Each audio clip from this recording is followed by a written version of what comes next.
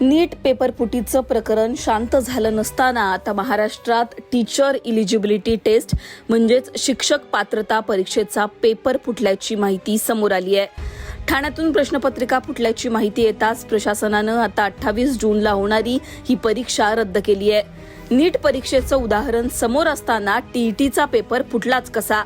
पोलिसांनी नेमकी काय कारवाई केली आहे? आरोपींना पोलिसांनी नेमकं कसं पकडलं जाणून घेऊ।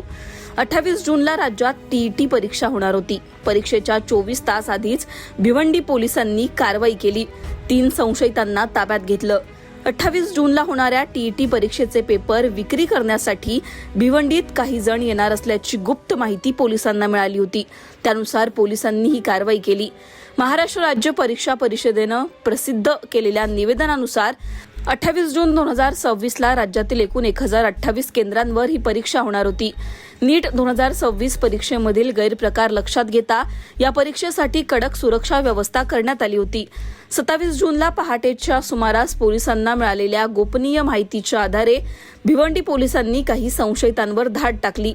या इसमांकडे टीईटी परीक्षेच्या प्रश्नपत्रिकेबद्दल माहिती असल्याचं समोर आलं।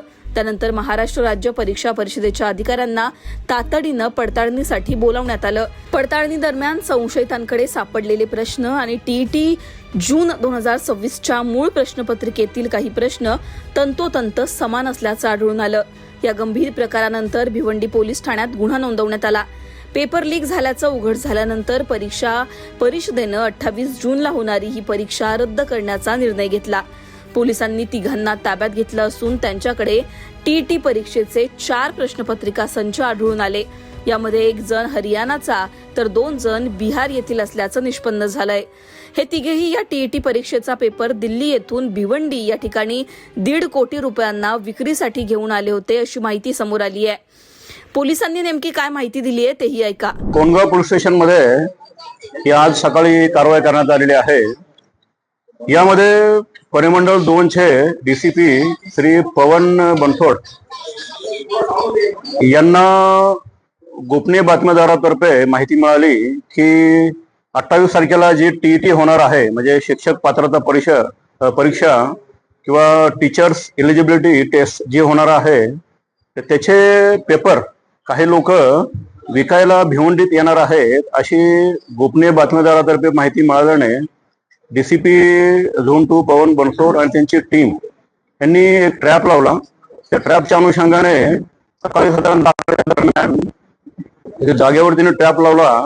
त्यामध्ये 3 लोक हे पेपर विकण्यासाठी जो उद्या होणार आहे टीईटीचा पेपर विकण्यासाठी आलेले त्यांना आढळले। त्यांना जी पूर्व माहिती मिळाली होती त्या अनुषंगाने त्याचा ट्रॅप लावला। त्या 3 लोकांना ताब्यात घेतलं। त्यांच्या अंगझडतीमध्ये त्यांच्याकडे एकूण उद्या जे पेपर होणार आहेत त्याचे 4 सेट हे पेपर मिळाले। त्याचबरोबर इतर वस्तू mobile, debit card, credit card वगैरे हे मिळालं। त्यामुळं आम्हाला खात्री करण्यासाठी त्याचे 4 पेपर जे मिळाले होते ते शिक्षण विभागाचे वरिष्ठ अधिकारी यांना तत्काळ संपर्क करण्यात आला आणि त्यांच्याकडून व्हेरीफाय केलं। त्यांनी पण त्यांची जी सिस्टम आहे SOP आहे त्याप्रमाणे हे पेपर जे होते ते त्यांनी व्हेरीफाय केले आणि असं आढळलं की उद्या जे पेपर होणार आहेत की हे जे पेपर विकणारे आहेत त्यांनी आम्ही डिकॉय लावला होता, ट्रॅप लावला होता। त्यामध्ये जवळजवळ 1.5 करोड रुपये त्यांची अपेक्षा होती आणि ऍडव्हान्स मध्ये पण त्यांनी पैसे मागितले होते। त्या ट्रॅप मध्ये सगळ्या गोष्टी आम्ही रेकॉर्डवर घेऊन त्यांच्यावर गुन्हा दाखल केलेला आहे।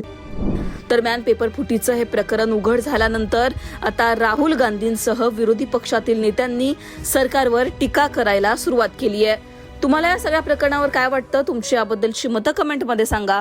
लोकमतला सबस्क्राईब केलं नसेल तर सबस्क्राईब करायला विसरू नका।